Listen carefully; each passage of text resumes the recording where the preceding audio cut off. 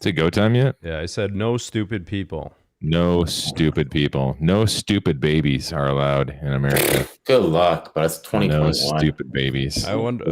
1 out of 3. Maybe 1 out of 5. That's because every 2 out of 2 stupid people are very fertile.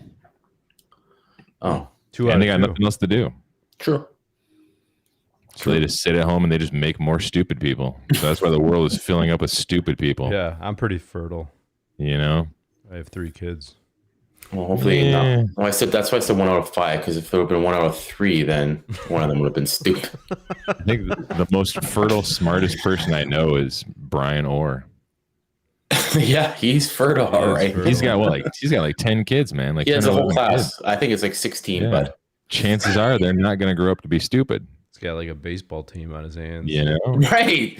Oh, the Brian Orr team is here. Yeah. But you know, you got the guy with the white tank top down in the trailer park who's got 7 kids just drinking Pabst Blue Ribbon all day. Chances are his kids who eat dirt mud pies are going to be stupid when they grow up. Just saying. Yeah, maybe. Y'all. Good point, y'all. Y'all come back now, you hear? Shit, we're live, aren't we, guys? Yeah, we are. Shit. Shoot, I mean. You'll watch your mouth.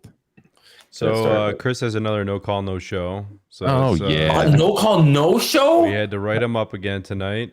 Write him up. He's going to get a write-up. I forgot what he looks like. You know that? I haven't seen him in so long. He grew his hair long and he has like a weird beard. Different personality, right? Yeah. He's different. Yeah. I heard that he actually quit his job doing HVAC and he works at a strip club now, dancing the pole to try to make ends meet. Okay. His videos aren't that good anymore now. I see. Yeah. No, he what did he say? He might not make it because he's on a call or something? Yeah, something about an ice machine call. He's been just slammed, man. Yeah. You see the pictures he posted with the bugs? Oh, the ice machine. Is that what that was? Yeah, there were bugs. Maggots? Yeah. It looked like a slug or something. Slug? How would you like to, pour yourself a nice Mountain Dew or whatever, and you're drinking, you get down and you start chomping on the ice, you're like, what's this? You spit out a freaking maggot. Well, see, I don't do commercial work anymore for restaurants, commercial restaurant, I should say, restaurants. So if you've ever been to a McDonald's or like a Subway, Subways are really bad. All the yeast in the air from the breads. Man, think about this. A 24-hour McDonald's drive-thru with an ice machine right on the drive-thru. When do they clean that? I know. They don't. They You're really don't. Maybe if it breaks, you can kind of splash some water in there and kick some of the dirt off, but Although they're not going to let you clean it. Oddly enough, their shake machine is always broken because Always. Even up here? Is that funny? It's not really broken. I read somewhere that it goes through like a cleaning cycle or something that lasts forever. I don't know. Well, that, and I think a lot of staff there will shut it down early and just say it's broken.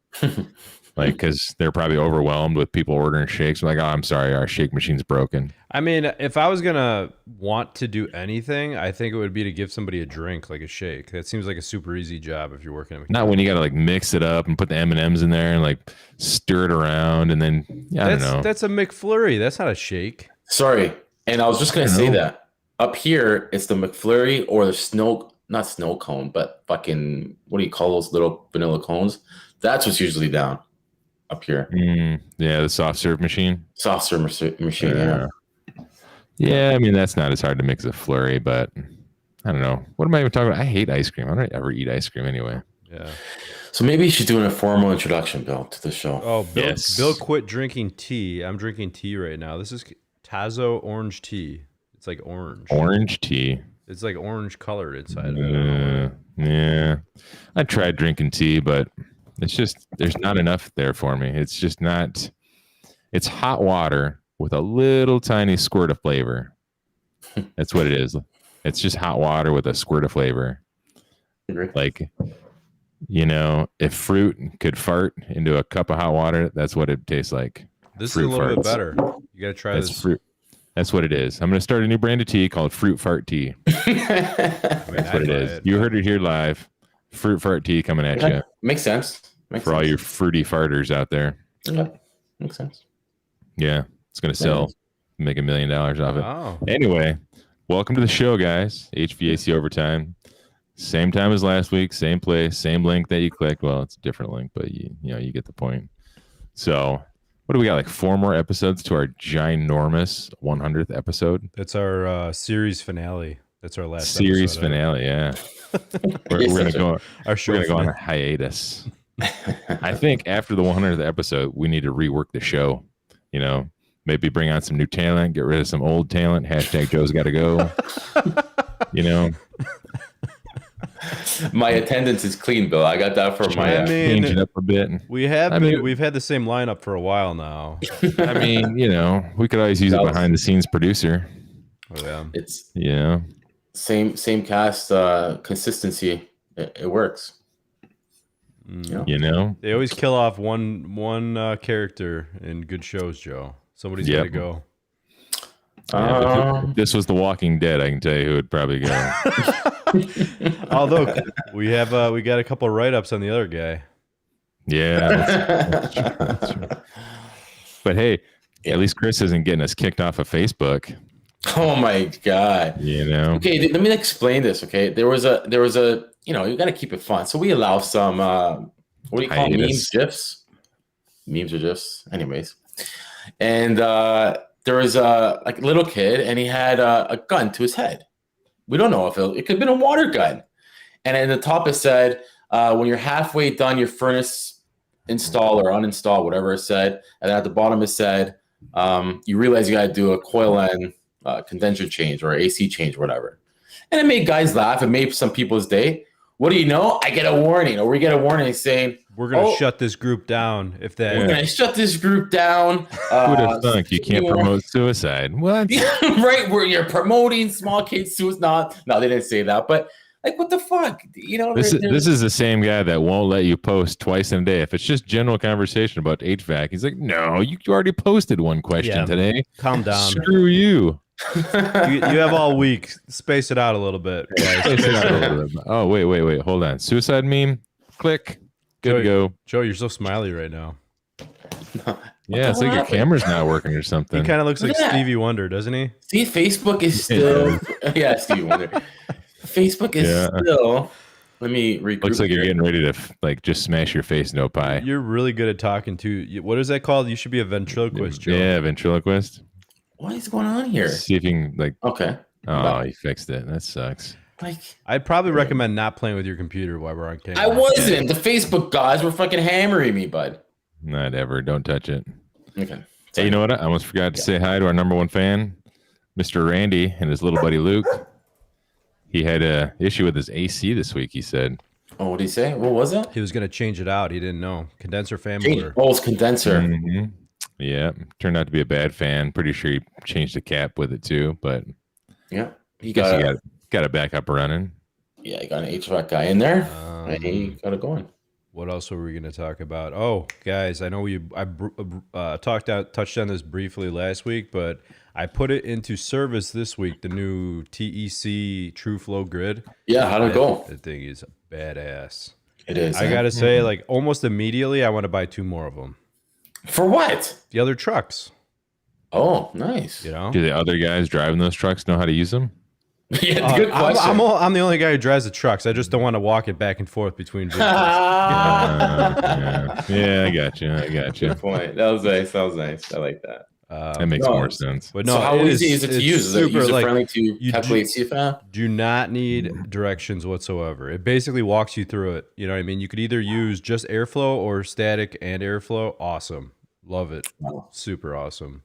So say that again. You could just use airflow or static and airflow? Yeah, you could do a test for total external static. Oh, okay. So it will walk you through. It will say test the pressure before the filter, after the filter, before the coil, and after the coil, and then you capture each one of the readings. Wow. And then it will say pull out the filter, slide the TrueFlow grid in, test airflow, boom. Or you could skip all the static BS if you want. You know, if you just wanted to see if you're on a service call, you're checking whatever you want to do. You know, you got options. That's the best part. You can just slip it in, take out the filter, slip it in, and that's it. No more drilling holes, no more this, that, BS, and make it an average. So one thing I'm questioning, which I want to talk to Steven Rogers and get him in here. I know we've discussed this before. Yeah, Steven Rogers is the guy who. I think he owns the Energy Conservatory, TEC, who invented the TrueFlow grid, right? Okay. Also, Minneapolis blower door, right? But anyway, yeah. One thing that I want, like, how I'm concerned about the accuracy on something, because it does choke down the airflow as you slide in the grid, especially on the larger size filters. So like, I didn't think about that. Yeah, you could be like negatively influencing or changing the airflow simply by trying to test it. Right. That's why I want to find out, like, what does he do to overcome that? Right. It's got to do something. How does it for you if that compensates for? I don't know. I mean, it seems pretty darn accurate. What I should do is test it against like a data static chart, performance data on a furnace, and then. Also, I know everyone hates a hot wire anemometer, but just play around, you know? Yeah, Human TrueFlow grid. Human HVAC, hello, was asking, what were you talking about? Let's see, who do we got? Who do we got in the chat here tonight? We got Mr. Big Clive watching tonight. Mr. Egg Cake. Yep. What does that name mean, Mr. Egg Cake? You ever wonder that? You ever wonder, Mr. Egg Cake? You ever have, nah, I'm not even going to think about it. What is his icon? It kind of looks like, when I look at it, when it's like super small on the screen, it almost looks like huge. Looks like a chipmunk or something. I thought it's like teeth. Oh, I can't tell. Teeth. Yeah, Kelly Kyler watching. Chipmunk 2008.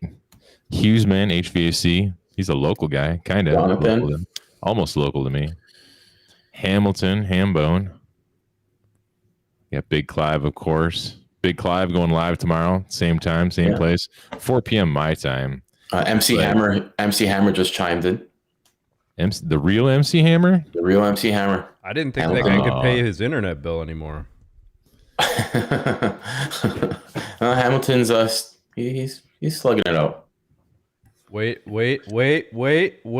No. HVACR ice cream. He heard he was gonna get written up, and he popped in.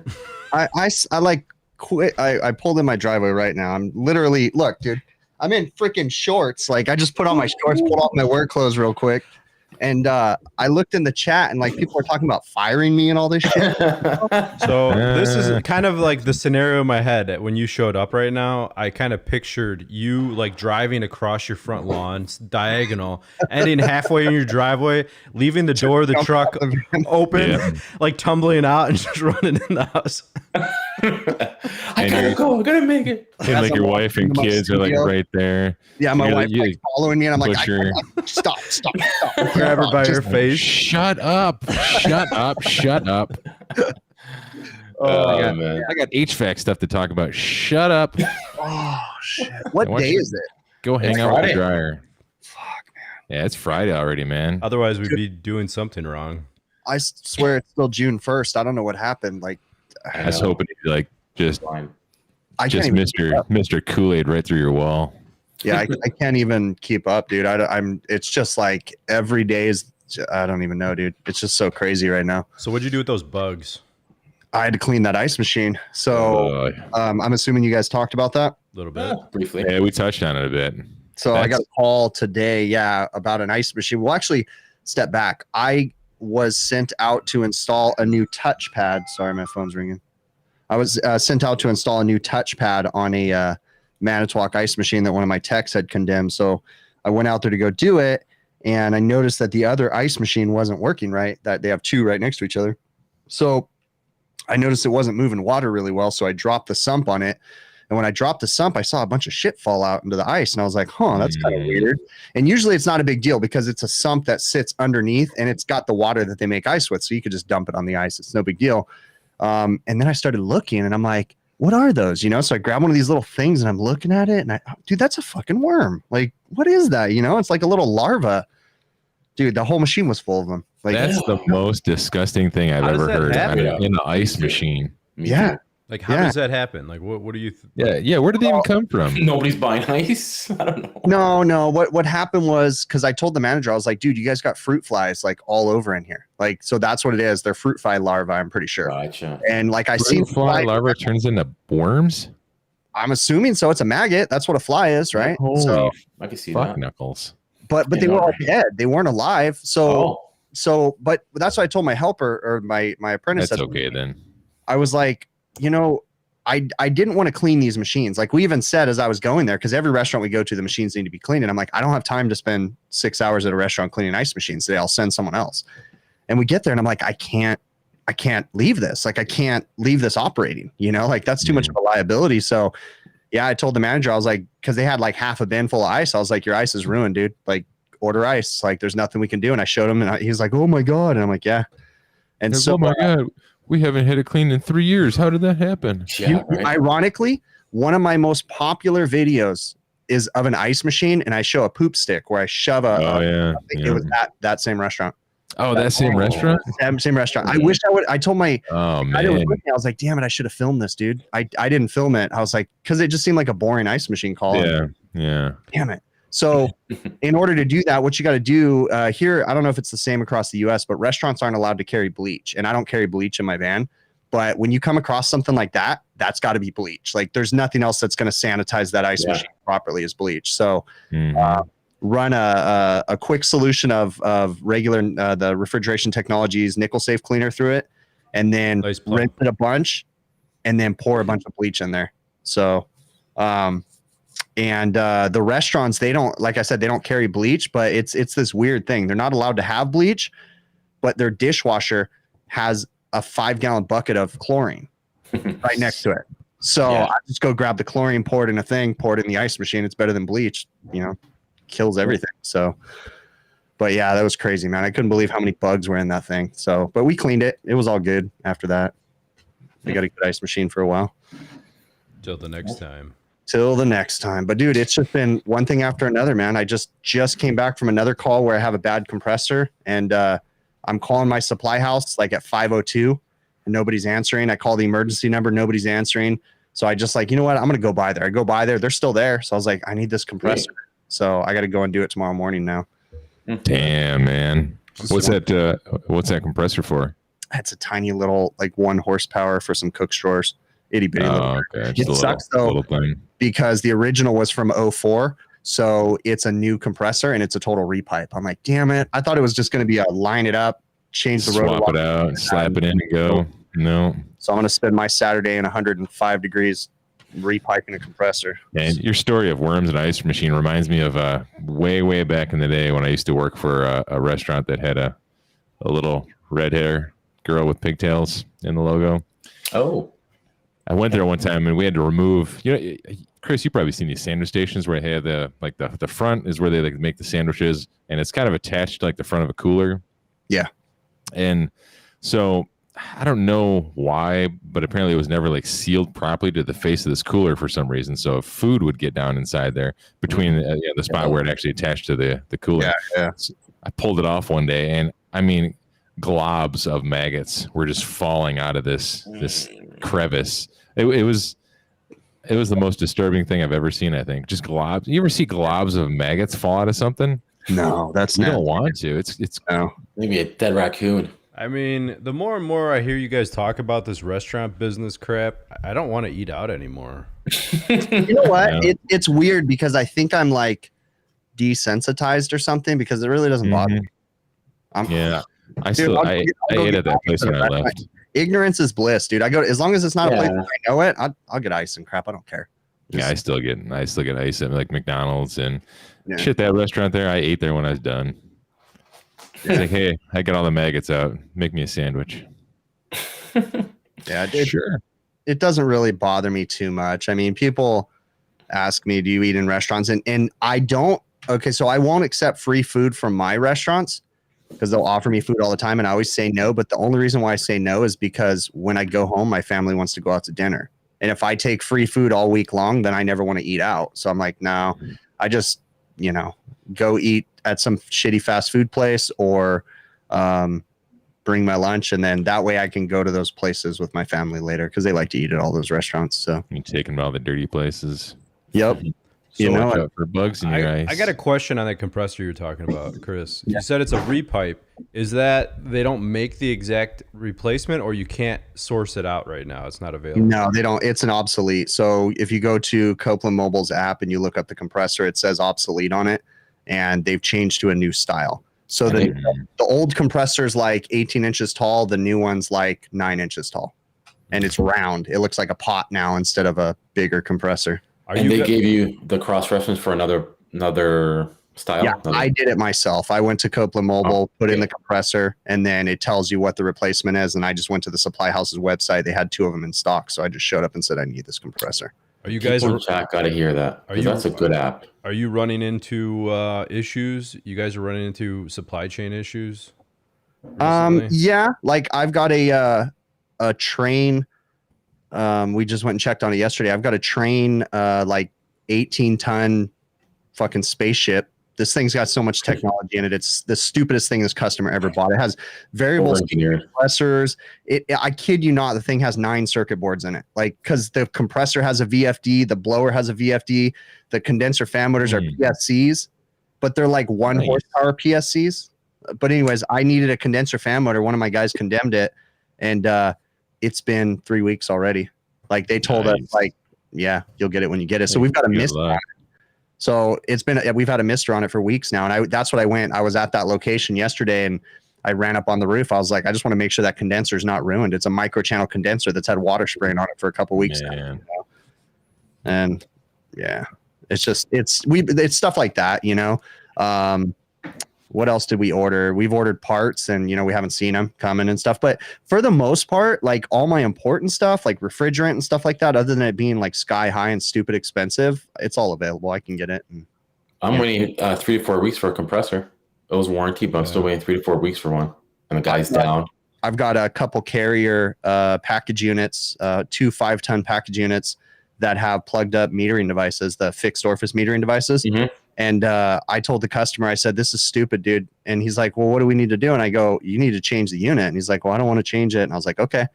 So I'm changing the whole evaporator with the metering device attached to it and all new R22 and everything, dude. It's going to be like $7,000, like $8,000, you know? And I'm like, but I'm not playing games. I'm not going to go in there and try to change just the metering device and sweat 15 things. Like, no way. I don't have time for that, dude. You know? I think Bill actually did a video on one of those a while back, didn't he? It sucked. Yeah. I mean, that's just time consuming. Yeah, and I don't have time, so I just said whole evaporator, dude. Like that's all you're getting. You know, but I'm surprised those were only 3 weeks out. So I was like, okay, they're coming from the factory, but I ordered, and I have 2 restaurants, 2 5-ton units. Same thing. I said, Hey, speaking of wait time on parts, I had a electronic expansion valve I was looking at on a beacon system, right? I've seen that. And cool. Shit, dude. I called to get a replacement for that from the factory. The factory themselves are telling me, and I called other supply houses. They told me the same thing. They're saying December, like you can get it in December. So this is just for the Corel EEV? Yeah. Really? I put a call in to Corel to see if there was anything they could do. Yeah. And I'm still waiting for a call back. They're like, well, we got to look into it. Adam? It's on the screen right now. So what's happening with it? Well, I'm pretty sure the EEV is sticking. So it's got a smart controller system. Yeah.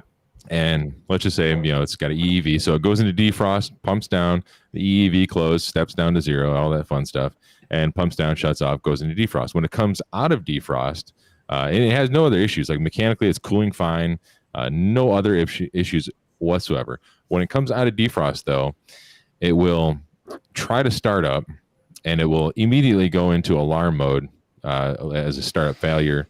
It's like asterisk shutdown or asterisk startup. There's 2 different codes that it flashes sometimes, but it's essentially a startup failure. So I went there today and I was hanging out with the system all day and put it through defrost. I'm standing outside checking voltage, and I'll get a quick flash of 24 volts at the condenser from the smart controller. It's trying to tell the compressor to kick on, but my pressure switch never closes, or it didn't close that time. So I'm standing there watching because I know after 4 minutes it tries again. So the second time it did the same thing. I had 24 volts and all of a sudden my pressure switch popped. So I watched it again, and it keeps doing that, where like the first or second time I won't get the pressure switch to pop, and then it'll try again, and then eventually the pressure switch will pop. And the only thing I can come up with is the TXV is sticking. The EEV, is sticking. Whatever you call it, whatever it is. But yeah. So, because the I've never seen a sticking valve, but I've seen a lot of coil failures. The actual solenoid coil on the EEV will fail. Yeah. But, and this one, like, by the way, the evaporator, I kid you not, is 40 feet up in the air. So yeah, all morning I was waiting for a lift to get there, and they finally brought a lift over. But I was able to get up in there and look at the expansion valve, which you guys can probably see it on the screen there. Does that coil look like you can replace it, Chris? Yeah, the Corel. Let me look at the screen. Because that's I think it's like literally the second EEV I've ever. Yeah, that coil pops right off. Does it? Right off, and you can order replacement coils, but you can ohm that coil out. If you go to the Beacon manual, it tells you how to test the coil, and it tells you how to test the EEV. So it tells you all the steps to go through. But that doesn't sound like a coil. I mean, it could be a coil issue, but I don't think so. Usually it's either good or bad. Because the rest of the time, like on the smart controller, you can watch the steps, and like when it's trying to do that, it'll go from 0 all of a sudden to 175, and then it'll slowly like back itself down and find that sweet spot. Yeah, so I watched it. It seems like it's adjusting properly. It's just like I don't know, like it just initially it just is having a hard time opening itself up. That's very interesting. Have you talked to Heatcraft at all about it? Yeah, they told me the same thing. They thought it was sticking too. So I'm like, well. Yeah, and see, the biggest thing is, again, I have never had one of these, knock on wood, I haven't had one of these electronic valves fail yet. And I've installed a lot of coils with them, but I'm like a crazy person about this. Every time we're brazing on a system with those EEVs, pushing nitrogen through. No ifs, ands, or buts. Yeah, for sure. Every time, because those 1,000%. Those valves, they step down so low, and like the orifices in them is so small. So, and they're constantly moving. I mean, like a mechanical TXV is, kind of constantly moving too, but. Like this, in my opinion, is sort of a dual purpose because it acts as the solenoid. So it's got to close down all the way, twice an hour or whatever. Be frank, it looks like that valve's been replaced. Think so? Yeah. I mean, looking at the braze joints on it, those don't look like factory braze joints. To me, I don't know. Maybe not. But and since we have to wait till December for this part, I was thinking about just throwing some AC Renew or something in there to see if I can I don't know, freed up or something. I don't think that's going to do anything, dude. That stuff's just voodoo magic crap. Just snake oil. It works on regular TXVs. It really does. And then I haven't had any luck. When that whole oil thing went down, Crazy, man. What about your guys' week? I haven't heard from you all week. Like literally, I think I've been in the chat 3 times throughout the week, like our private chat. Yeah, remember when like Adam used to say Chris used to like us, I guess? Yeah, no, I don't like you anymore. I told you guys a couple months ago that I was leaving the show. You guys didn't take it seriously, so Nope. Well, we give you a pay raise and you stayed. I thought you just said that because you wanted attention. Yeah. Hey, I'm gonna pop out for a second and check a voicemail. I'll be right back. Sure. You're still gonna look at me. He's probably got an emergency call. Well, it's funny that you guys are talking about VFD because he puts the spotlight right on. Look at that guy. Because I had this ongoing since this year they installed these 4 units, and I'm saying 4 units. It's a huge place, but the reason why there's 4 units and not just, let's say, 2 big units is because they can't get 3-phase at this location. What type of units? What are we talking about here? Dehumidification. All right. And so they had ongoing problems. All right. Yeah. So first, superheat's just never been right. They had the company come in to do this startup with me there, and then what do you know? Everything's just screwing up. I didn't install them. I was commissioning them. Well, I took out the inline suction line, heat exchanger, whatever you want to call it. That didn't work. I moved the TXV sensing bulb before the heat exchanger, just in case it's getting mixed readings. Didn't work. Then I started getting freeze up on one of the coils after the TXV to the distributor. Oh, change it. Okay, let me change. Okay, I'm telling the manufacturer, okay, I'm going to change the TXV, blah, blah, blah. This is my symptoms. No, we want you to change the distributor and the coil. And the way they put this in, it was such a bitch. But anyways, so I do that. Guess what? It freezes again. So I go, now you want me to take out the TXV? Okay, so I take out the TXV. Oh, and the power head, they told me to change. I take out the TXV. What do I find? Some gunk in there, some shit, whatever it was. I don't know if it's. So they had you change all that other stuff, but not the TXV? Not the TXV. So finally I changed the TXV. This is like after a couple of times going back and forth. I get the manufacturer to come down with me, and he helps me set some more parameters, see what's going on with these damn units, because they're getting a bad name now, right? I've been there so many times changing things. So he leaves. I go back let's say a week later, because I'm getting an alarm, high head. So these units have remote water-cooled condensers.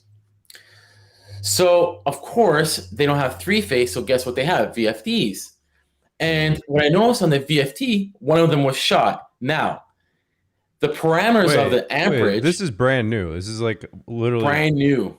So, and it's already shot. So I don't know if they're using a cheap VFD or what. It's gone. So one of them, there's 2 water-cooled condensers in the back. One of them is only working. So the way I manipulated was the one that's getting the return air from the top of the room. I made that, used that condenser. Anyways, long story short, I made it work with one condenser for now. But the VFD is new and it's already crapped out. I'm not getting one leg. But I realized since there's no 3-phase, they're using a VFD, they had to obviously go with this route. But the amperage on the VFD was so close. Let's say the VFD amperage was, the motor was 4, the VFD was 14 amps. And the motor draws 8, and it's probably what kind of circuit on there? It's very close, so it's gonna trip out. There's no room, no wiggle room. So it's so close, fine line. And I don't know, VFD crapped out. Now that's another story. I have to change the VFD. I don't know how much that's gonna be. Obviously, I'm not paying for it. It's like one shitstorm after another. It's now, crazy. Are they making 3-phase with the VFD? Yes, they are. Okay, so they're bringing in 208 single phase and the parameters.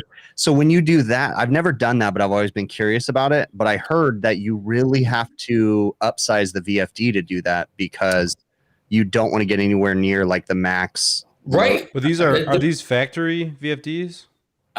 They are, but I guess with like Chris is saying, when it goes from single to 3-phase, they probably don't have so many options. There's maybe another option they're thinking of. So I talked to the engineer about this, Thank God we're buddy with him, because or else I would have been waiting for hours with guys who don't know what the hell they're talking about.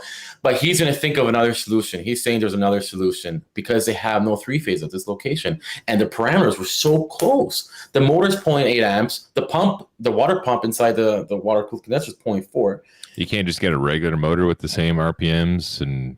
Like, what do you mean regular motor? Single phase. I can't remember why they had. Oh, I guess the motor size is a little bit bigger because there are water cooled. Single phase is going to be much bigger. Yeah, and you're going to have to do that. Can you say who the manufacturer of the VFD is? Rosenberg.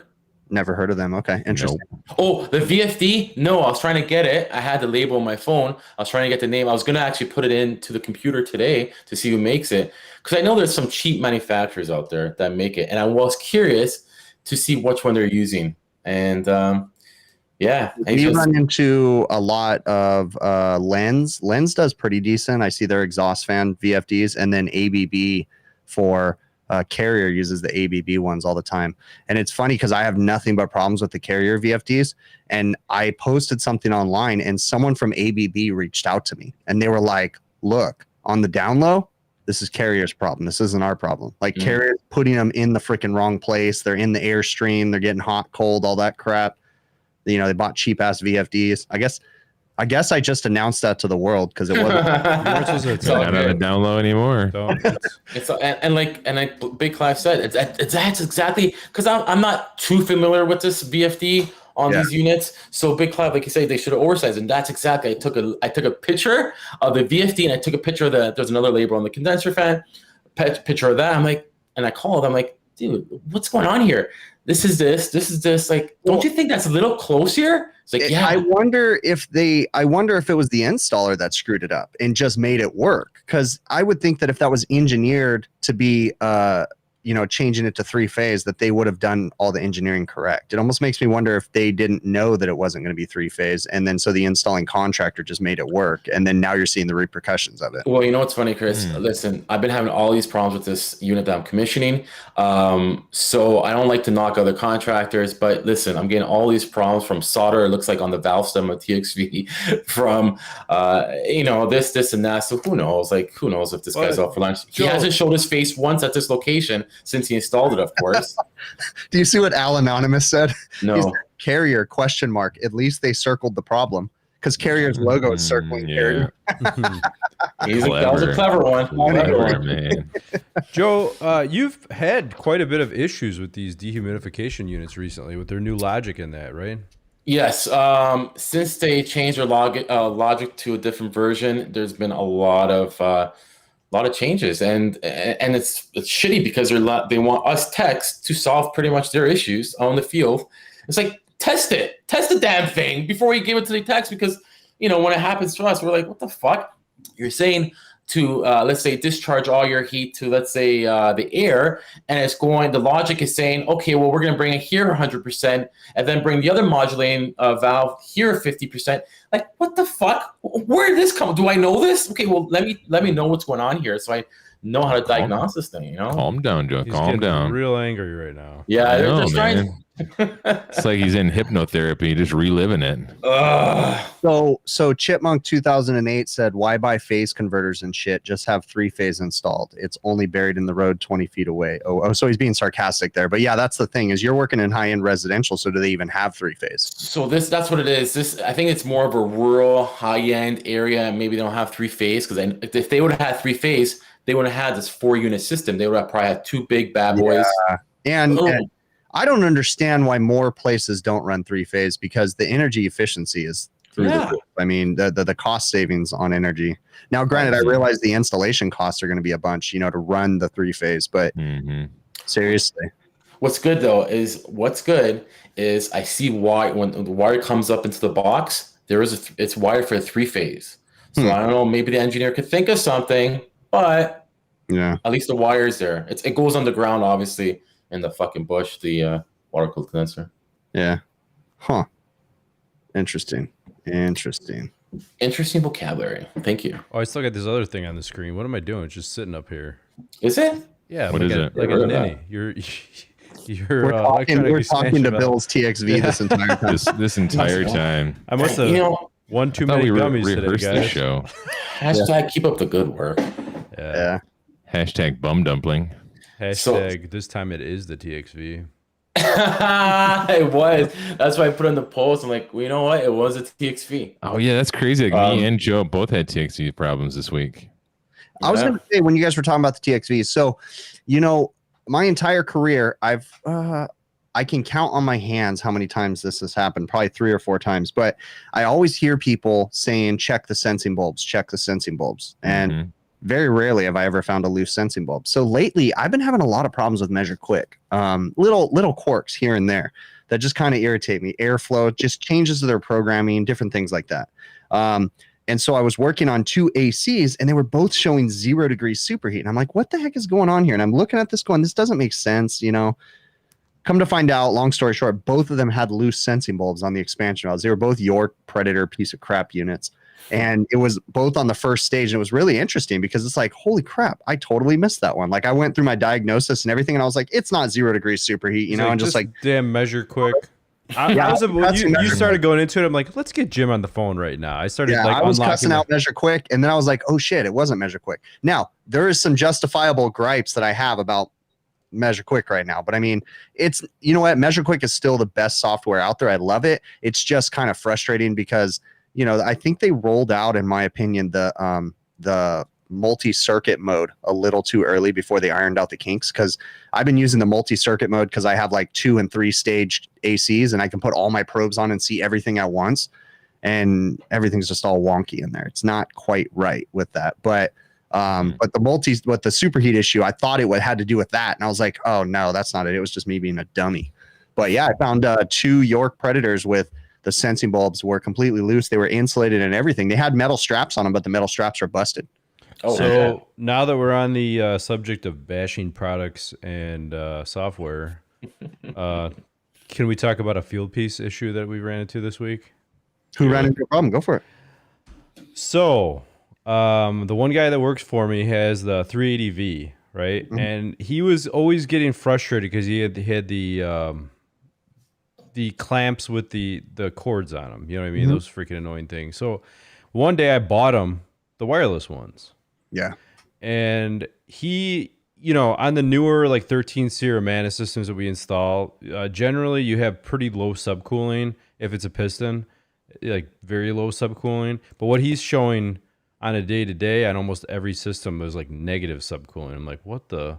So what I did was I pulled the other clamp off and I moved it over to the other line, and there's like a 3 degree difference or something like that, 3 or 4 degree difference between the 2 clamps. Which really? Yeah. Interesting. So that poses a question, you know, with all this technology that we have, you know, and we just go out there and we assume that our smart tools are working correctly, software, digital clamps, all this crap, and it's not. So, you know, there's a lot of haters out there for digital and everything, and they're like, oh yeah, you need to teach everybody on analog, blah, blah, blah, all that crap. Okay, get over yourself. But we do need to understand that we, you know, and this is what I tell people, the digital is not dumbing down the industry. We still have to know when the digital is working correctly or not. Right. In my situation, I saw 0 degree superheat, and I'm like, that's not 0 degree superheat. There's something wrong here. Come to find out, no, it was correct. You know, I'm screwing up there. But that's interesting, Adam, because I have yet to have, and I'm surprised I haven't had it, but I've yet to have any of my field piece clamps or temperature probes read inaccurately. And I've been kind of curious, like, how do I calibrate these, you know? Yeah, but I don't have that problem yet. I was wondering too, because I remember back several years ago when I was rocking the old DigiCool set. I would just like zero them out every day, you know, between every call. Just go at it and just, you know, whatever. It is what it is. And then one day I got a call back, and I realized the freaking one of the clamps was like reading way off, like way off. And I was thinking back, man, I've worked on a lot of condensers since I was at this call. You know what I mean? What's the call? What's that word called when you create income for yourself? People say it. It's job security, Joe. Prostitution. Yeah. No. Yeah, both work. On a side note, talking about prostitution, we were driving by a truck stop today.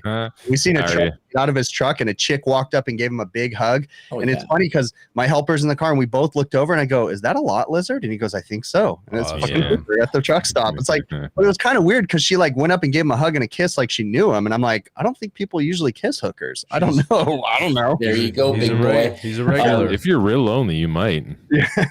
Lost F8X. My UAI temp clamp blessed me with 2 callbacks 2 weeks ago. Yeah, I gotta be careful about this. I don't want to bash a lot of products, but the only stuff I'm really going to be using is Field Piece first, maybe Testo second. Yeah. And there's not going to be anything else that I'm going to consider in my tool bag. So I'll bash them. You know what? Let me tell you something. Yeah, go for it. No, I shouldn't do it. Should I?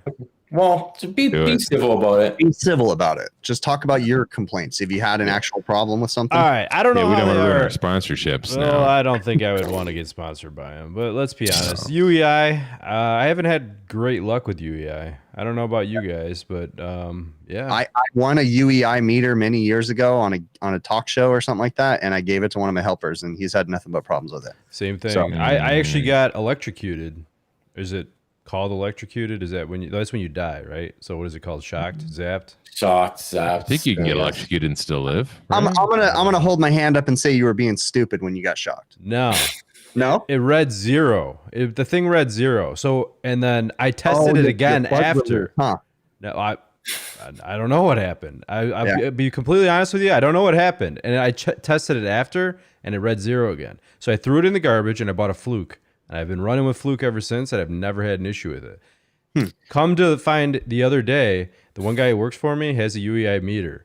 And we were trying to find where we were losing voltage. And he's like, here, use my meter. And I start playing with it. And it's like working, then it's not working, then it's working. I'm like, really? Take this thing out of here. I can't use it anymore. Yeah, I got to go in the truck and get my freaking Fluke.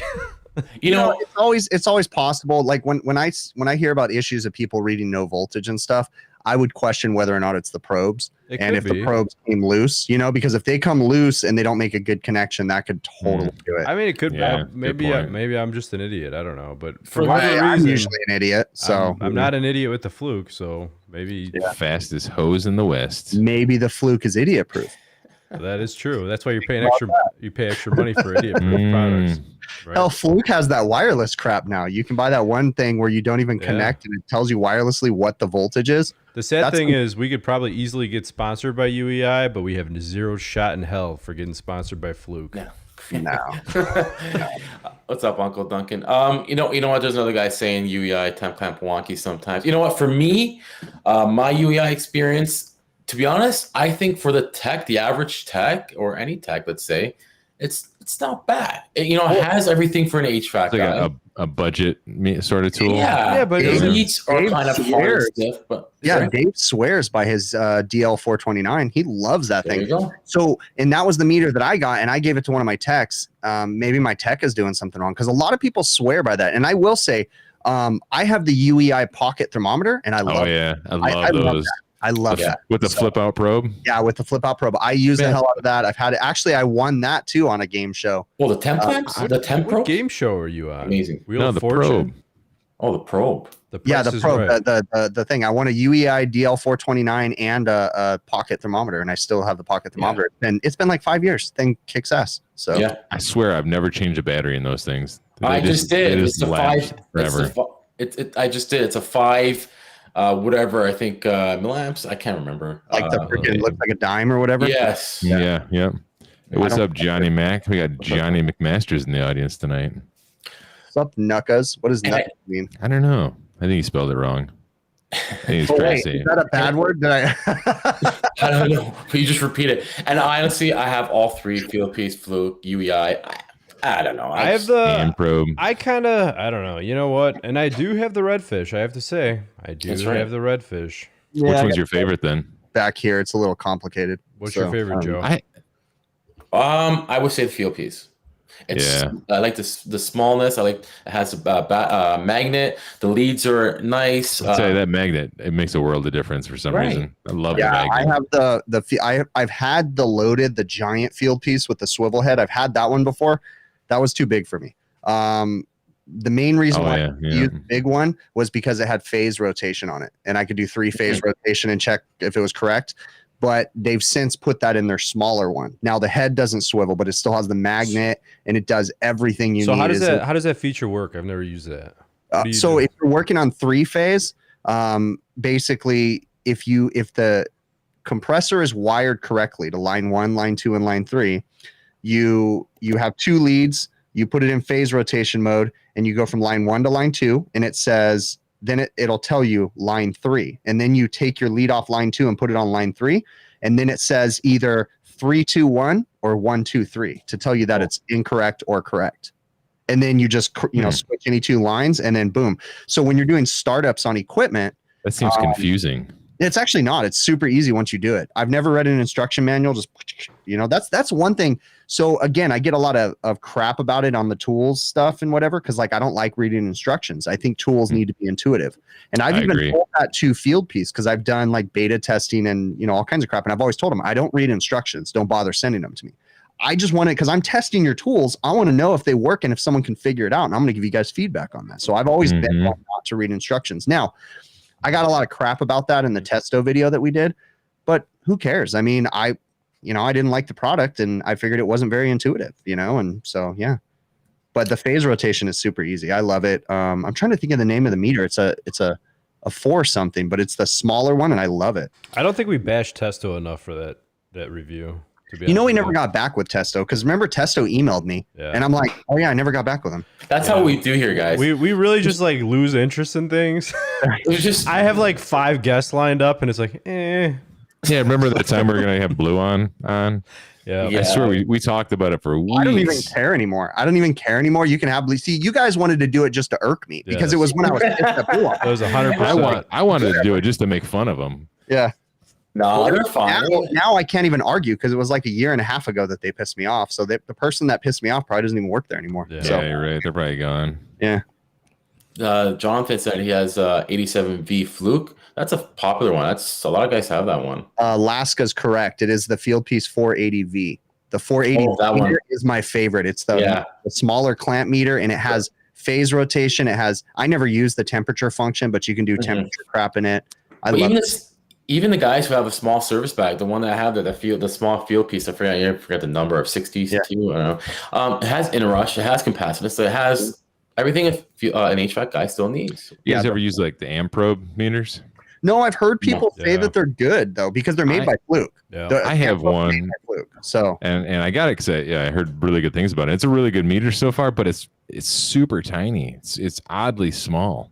That's awesome. There's no magnet on it, but it's I don't know. I don't like it. I don't know. I don't like it that small. I bought too many meters over my career that I don't use, and I always end up just going back to the Field Piece. I have a couple Flukes. I have a Fluke sitting back here that I bought thinking I was going to use it, and it's just a bench. I just use it in my office. Well, I went out on a call to bring a part to my dad. Well, this was like a couple of years ago, and I dove right in. He's got bad knees. I dove right in. I'm like, can I see your meter? And he hands me one of those amp probes from like 1947, the ones that are like all black and it has like a little needle on it. Oh my god! And I looked what the fuck is this, Dad? I'm like, what are you giving me? I'm like, throw this thing in the ocean. Let me give you a new meter. I have my dad's Simpson right there. That's like Chris. Hold on, let me pull it back. No, I've never seen that before. I don't think. That's all the buttons. Of course, everybody used this thing for years. Hold on. Wow. I think I actually made that. Bring it really close. Really close. So this thing still works. It's a Simpson 260.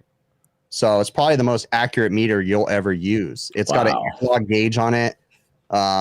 This was my dad's way back in the day, but this thing's supposed to be the bee's knees, but I've never used it. So. Imagine how much their tool bag weighed.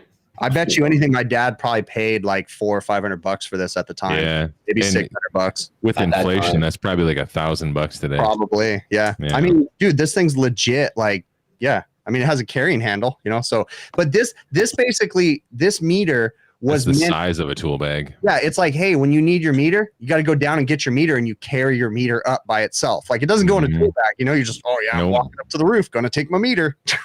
Right. Exactly. Like, hold on. Let me rope my meter up to the roof here.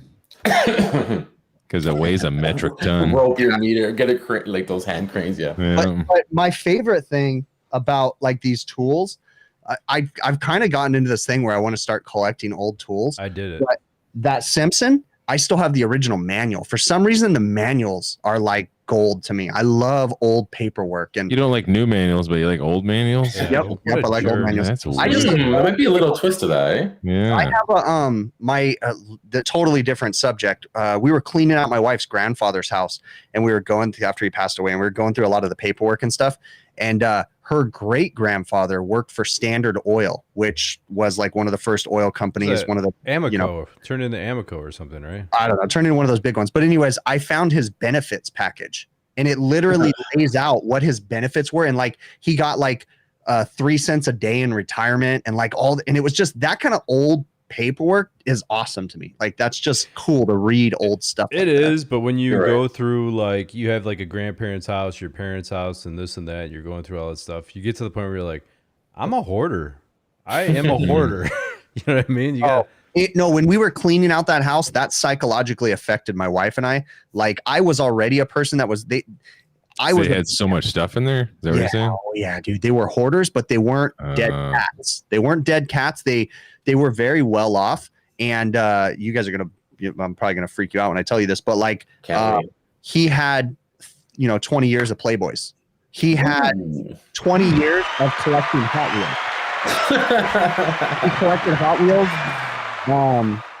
Hot Wheels? Yeah, it started as an nice, man. I got a Hot Wheels collection. As soon as he hears Hot Wheels, he's up. Yeah, it fucking started Hot Wheels and dinosaurs, bro. You probably could have sold the Playboys. What he did was whenever he would buy something, like he started buying toys. Actually, he used to work for the phone company, and he started collecting coins. So he was the guy that went to payphones and took the change. Wow. Now, he never stole anything, but what he would do is if he found a coin he liked, he would pull another coin and swap it. So when I was cleaning out their house, we were getting in the attic. It was kind of a running joke. We found change all over the house, right? And I was getting in the attic, and I went to go grab a suitcase, and I was like, what the hell? And I needed people to help me, and we get it down, and it's full of change. And the family's like, oh, they were all laughing. And I go, you guys don't even know what this is. It's all silver. Like, because it was all 1964 previous. Shit, I told them.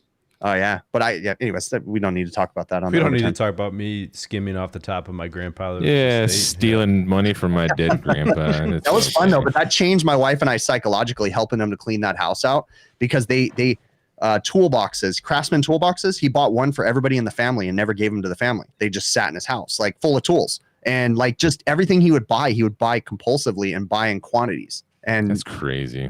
And in the end, we were so over it, kind of like what you were implying a little bit, Bill. I think I was like, because I was tasked with selling the Hot Wheels and shit.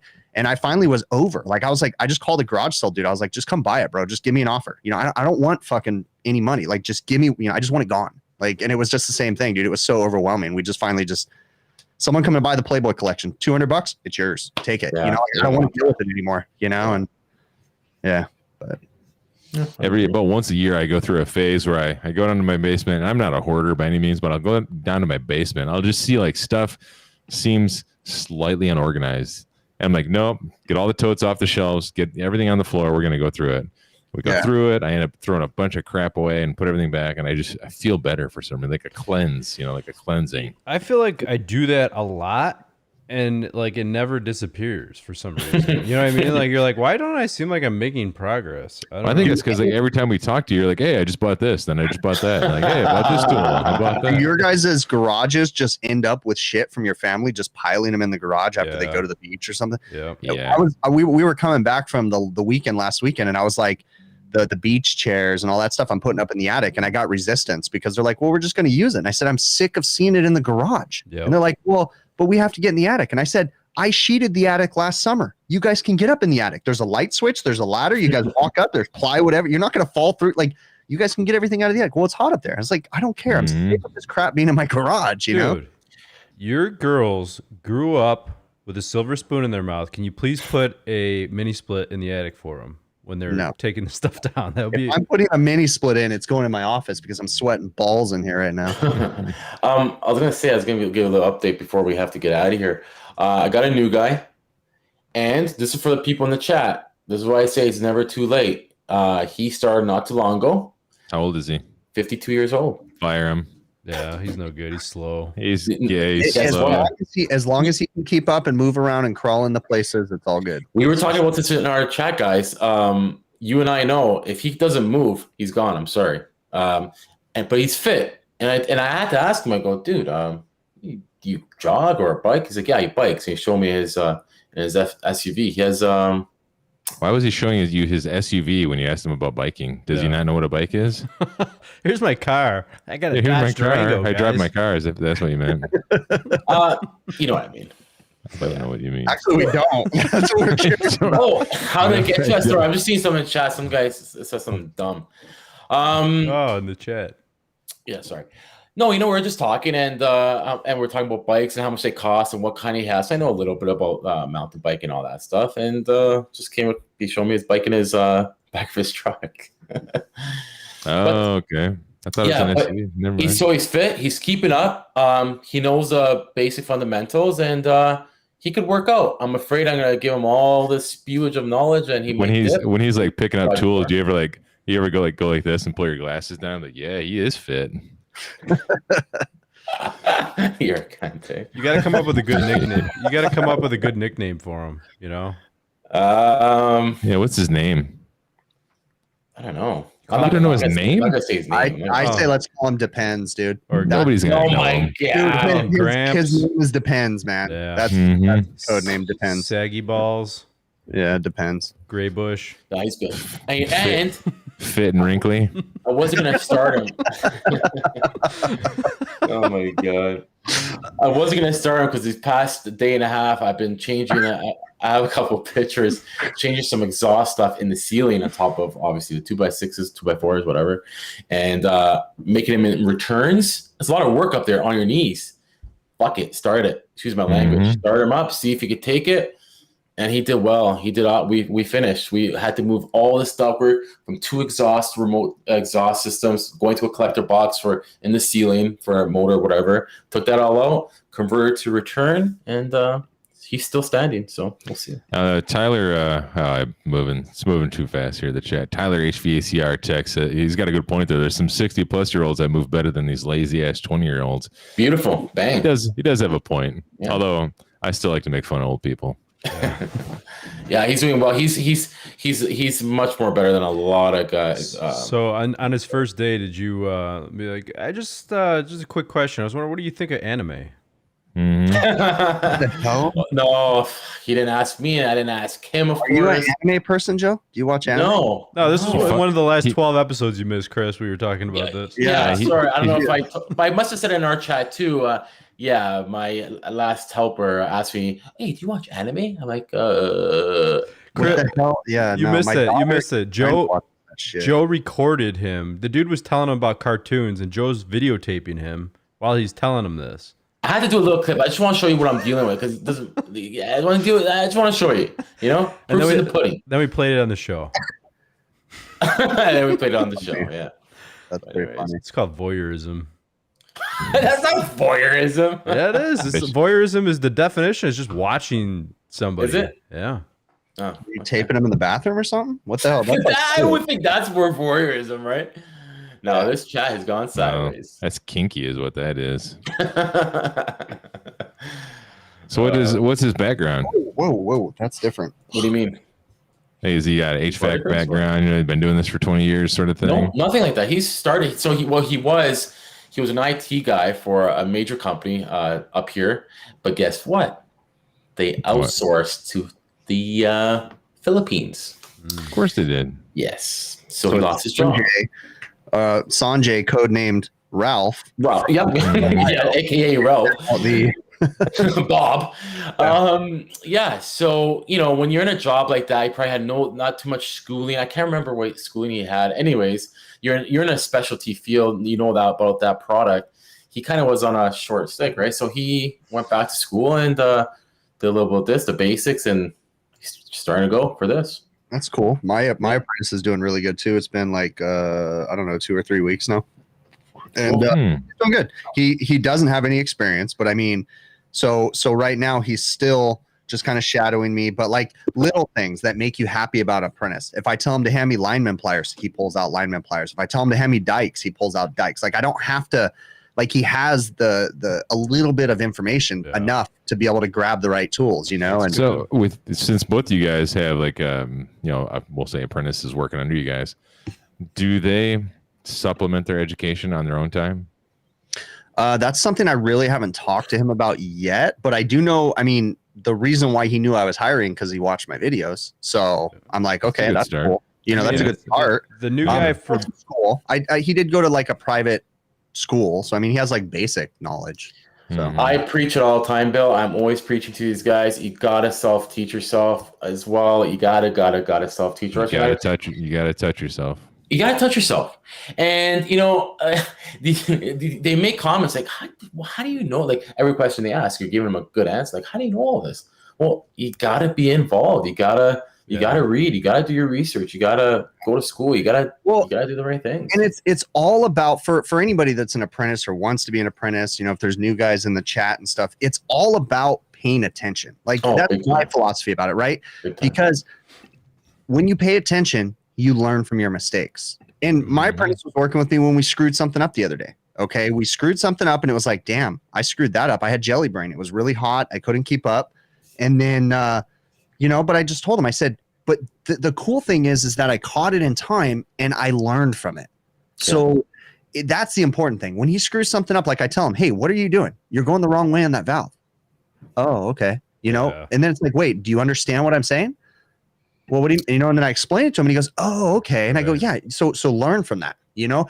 I told him, I had a conversation with him the other day. I said, look, I don't expect you to learn. I'm not that guy that expects you to learn everything on the first time. I said, Joe's that guy though. Yeah. You say, listen, you got a good solid 6 months until I fire you and find one of my other YouTube viewers. Well, let me ask you this before we go any further. That's a good point you made, Adam. Adam, what do you think? And it's going to change with every apprentice, but what's the minimum amount of time that an apprentice is going to be riding with you or shadowing you before you completely let him out on his own? I don't that's hard to say because I think it really depends on how much effort you're putting in as a teacher to show them the ropes, right? So the two guys I have right now, like they're moving pretty quick, and the newer guy, he's moving quicker than the one who started a little over a year ago. Yeah, you know, because he's trying to jump in. He is trying to braze. He's doing all this stuff. He's trying to be hands-on. That's awesome. He's always if like he's doing something by himself, I catch him with his earbuds in. He's listening to HVAC school.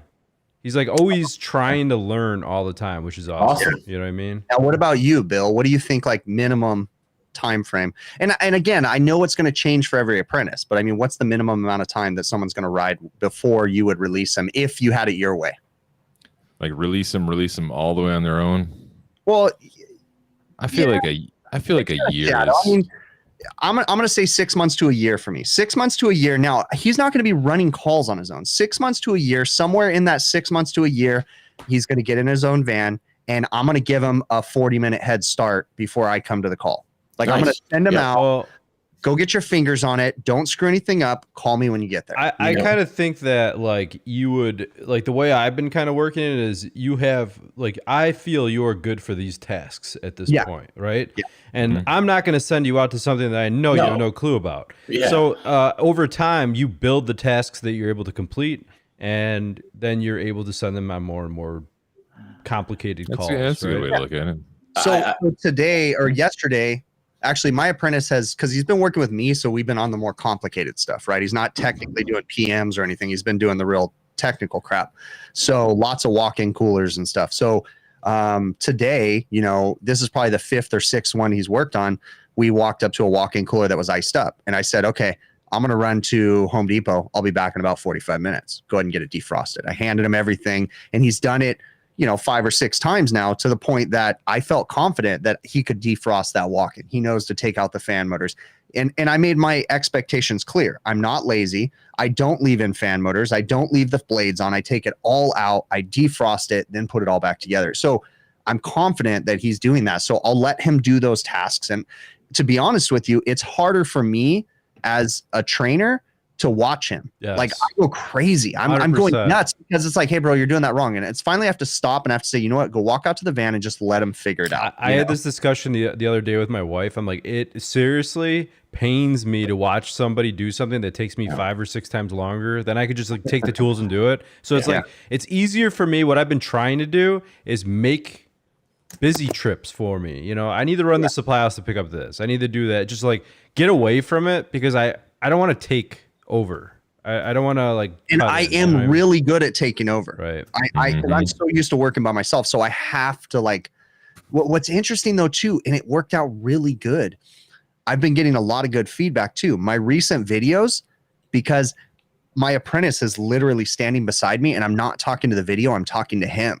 And it's just like I dumb down the video so much that people are digging it because I'm like, all right, I'm gonna walk you through the sequence of operation. You know, this, what do you think? You know, and he's like, well, what do you mean? And I go, if this, and this happens and this isn't happening, where do we start? You know, and he's like, oh, okay. You know, so the videos have actually helped me in training the apprentice because it's like I've got the camera there and I'm like, I'm gonna walk him through all these steps. And you ever get like a call for like, let's say tomorrow you're gonna go work on a whatever, and you ever like take a video, send it to your apprentice, say, hey, we're gonna go work on something very similar to this. Watch this video.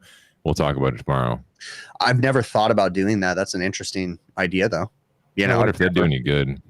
I don't know. Well, the thing that I want to be careful because I have to in the past I've had to tell apprentices stop trying to figure out the call before you get there. Yeah, and yeah. then when they get there, they have a one-track mind. So it's like, well, it's got to be this. It's got to be this. Yeah. So I it's a double-edged sword. Like, yes, at my point in my career, I do think while I'm driving to the call, what could it be? You know, and I'm going to check this and this and this. But I feel like I have enough experience that I don't have a one-track mind when I get there. I'm not going to ignore the obvious. But if you tell that to someone without experience, they're going to think we're just going to go straight to this and we're going to ignore all these things right in front of us. So that's what, you know, kind of scares me about doing it that way. I agree with everything you guys are saying. And just going to add one little thing. I will pick and choose what calls, of course, but he has to know also how to talk with customers. And I haven't gotten to that point yet. So right now, he's not interacting with customers now, but I am, you know, because he'll say, hey, I'm going to go take the tools out to the van. And I say, no, I need you to walk with me to the customer and you're going to listen how I talk to them. Yeah. Like, you're going to see the way that I interact. I walk in and you can see the camaraderie I have with these customers and you see the relationship I have and the way that I talk to them. And, you know, and then we'll talk about it outside. So I'm having him observe at that point. So right now he's working on technical and he's just observing. So, you know, I show him, this is how I write up the invoice. This is how this happens, but I'm not having him do that yet. So we'll get to it. Yeah, absolutely. And the other thing I wanted to add was, guys, it is a little weird for me because he did Adam's favorite. Remember, he's older than me. It's hard to tell him things. I do it. I have to be really good at doing it because you don't want to. It's hard to explain. Like, I don't want to be a dick, especially I still got to give him a little respect. He's still older than me. I just have that moral. Yeah, I know what you're talking. It's a little hang up. You know? Right. So guess what he did today that really, he picks up on things, but guess what? I told him to tie in a dielectric union and to brace the boiler side because I don't want anything to twist or anything move in the boiler. Guess what he did, Adam, with the channel locks? He was using them backwards. Yeah. I didn't know that, he says. Well, now you do. Yeah. And I go, that's something that a lot of people struggle Absolutely. with. And I told him, I go, listen, it's a common thing. But yeah, now you know it. Actually, I was showing him with the nip backs how you could just basically, you don't have to hold it. You could just almost push it, and they're designed to hold it tighter. And I was trying to explain, you know, soften the blow bits. He probably felt a little embarrassed. Jessica Egan makes a good point. As an apprentice, I think the biggest thing is to build our confidence. Biggest part of that is need to gain the experience to get confidence. Yeah. So I would probably only use saggy balls like when it really needs to be said, Joe. Yeah. Mm-hmm. Like, hey, saggy balls, turn those around. Bro, it depends, man. It's the third time I told you about the damn channel lock saggy balls. No, when I see guys wearing those different tool bags are not like they're off names and they're saggy. Sorry? Yeah, they're just CLC. cheap bags. They're sagging. Or, and it's like, or he's got like a carpenter's work belt with like a meter in it and like a 9-in-1. Like, dude, how can you it's move? funny. If my dad had his way, because my dad, he's stubborn like me. And so my dad still gets mad. He's like, you guys need to just carry a bucket with a tool pouch in it. And like my dad has the old school leather tool pouch and he has like 6 tools in it. He's like, this is all you need. You guys don't need to carry all that bullshit. And I'm just saying, Dad, shut up, dude. Like, right. Stop that. Like, shut up, saggy balls. John, what do you use then if you don't use dielectric unions, buddy? I'm curious. Hey Joe, does your like new fit and wrinkly guy kind of look like Ric Flair? Actually, he has silver hair, slick back. Yeah, kind of like Ric Flair. If he gave me a good roux, he's for sure gonna have. I think that it'd be funny if it was like Randy Savage in the background. Oh yeah. Joe does something good. I would love it.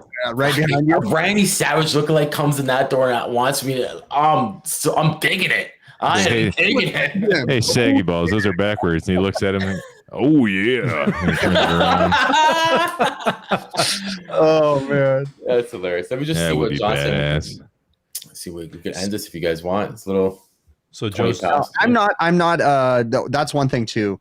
I don't think that there's any place, the old school mentality of training apprentices and people like that, the bullshit of scaring them straight and all that stuff. I'm not into that. Like I never had that happen to me, but still I'm not into, you talk to some of the older guys and they're like, oh yeah, I make them do all this shit. I make it. Like, no, I'm not a dick to my guy. Like, but I do, when I'm working and I'm doing something technical and I honestly need him to go get something. Yes, I'm going to ask my guy to go get my tools, because I'm doing something, but I'm not going to be a dick to him. I'm not going to treat him like he's a piece of shit.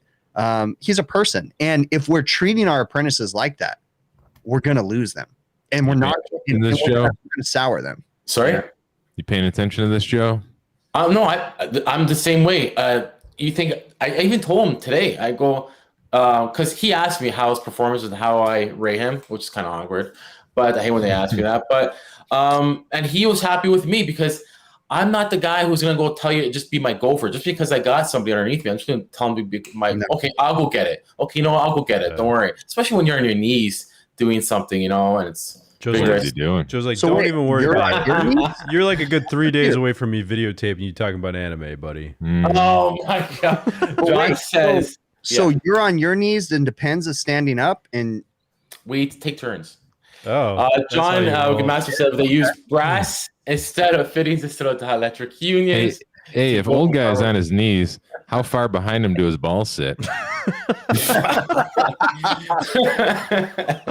You got to make sure he doesn't move too fast. It's going to be like one of those. His diapers have Velcro, or do you have to pull them down over his legs? Oh yeah, that's a good point. Yeah, he's gonna. Like, that's shitty. If he shits his pants and then you have to pull his diapers all the way down, dude, it could be trailing down his leg, bro. Well, you need to get the Velcro. Does he have to like shimmy forward so he doesn't kneel on his balls? or he moves very quickly and it turns into like one of those perpetual motion machines where it's like. Hey, you guys see those chonies that got a ball pocket in them now? You see the chonies that have ball pockets in them? They look yeah. I keep sending them to you guys. I was gonna buy them for you guys for Christmas. Were you? Yeah. I'm gonna wait for Vito underwear. That's what I need. I gotta bring it up. I don't think I've brought it up. My freaking banana light right here that Bill got. Oh yeah, I forgot about that. Your banana light. Because this is pretty badass. You should turn down the lights if you can. While you're doing that, John, I think that's a great idea. The only thing it doesn't have, or that you might have to do, is you have to use a copper union, don't you? Hey, you see that? Chipmunk 2008's got old saggy balls too. He said. Welcome to the club. I can plug this right here. Hopefully it doesn't screw everything up. All right. Everyone's offended. Oh, yeah. We're equal opportunity employers. We are banana light. Yeah. Wow. Look at that, man. That is a nice banana, Chris. Yeah. Speaking of saggy stuff. Yeah. I think it's time. We're gonna wrap this. Yeah, let's do it. You should give us some life advice before you go, Joe. Well, we never got around to that. You remember Joe's Corner where we're gonna have Joe give life advice to the crowd? Yeah. I picture the segment to be like, what was that Saturday Night Live thing with like Stuart Smalley or whatever? Oh yeah, he looks in the mirror and turns. I'm special. You are a good person. Yeah. Is that the guy with the wear the diaper, Stewie? No. No, you're thinking of a cartoon. We're talking about real people in this. Oh. Yeah, in you're a thinking sketch comedy show. Who am I thinking of, Chris? Stewie. You're Yeah. thinking about the guy from Family Guy. No, not him. Well, That's that's why exactly- I wasn't Stewie.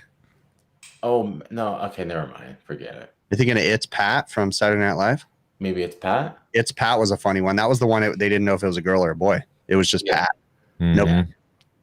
And then they made a movie about it. And even in the movie, you're like, is that a girl or a boy? I don't know. It's Pat. I still don't know to this day. Yeah. Oh. You know, All right. Let's wrap it. Say goodbye, Joe. wrap There, it and guys. slap it. You got to say something, Joe. I don't know what to say. Say something witty. Yeah. Woody. I don't know. Witty. Dude, you guys know. Everybody knows me. Hey, Give us put some inspirational Canadian advice. Joe up on the big screen. Let the world see this. I don't know. I just don't know. All right. Yeah. Pain heals. Pain what? Chicks dig scars. Okay. And glory lasts forever. Okay. Sweet. That's good. I like that. No, Is Okay. that from the Peanut Butter Falcon?